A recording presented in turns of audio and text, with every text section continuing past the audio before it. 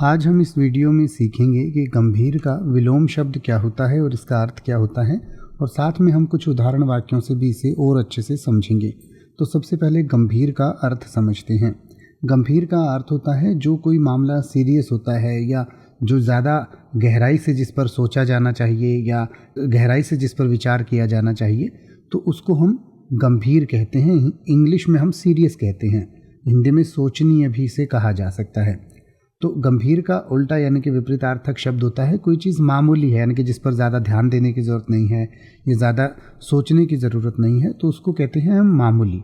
तो गंभीर का विलोम शब्द यानी कि विपरीतार्थक शब्द होगा मामूली, जिसे इंग्लिश में ट्रिवियल कहा जाता है।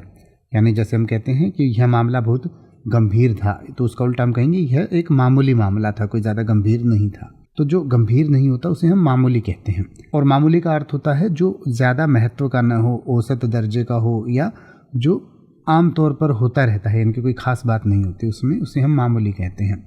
तो आइए अब हम गंभीर और मामूली को कुछ उदाहरण वाक्यों से समझें। जैसे कि आप ये कह सकते हैं कि उसने गंभीरता से अपनी बात रखी, या फिर आप कह सकते हैं कि उसकी गंभीर अवस्था को देखते हुए डॉक्टर ने तुरंत इलाज शुरू किया।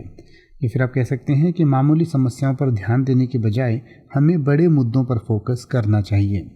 अब आप किसी भी वर्ड का मतलब हिंदी और इंग्लिश में YouTube पर सर्च कर सकते हैं। आपको मेरी वीडियो मिल जाएगी जिसमें आप बिना किसी फालतू बकवास के सीधा उस वर्ड का मतलब समझ पाएंगे। तो ऐसी ही वीडियोस को देखते रहने के लिए चैनल को सब्सक्राइब करें और बेल आइकन को प्रेस करें।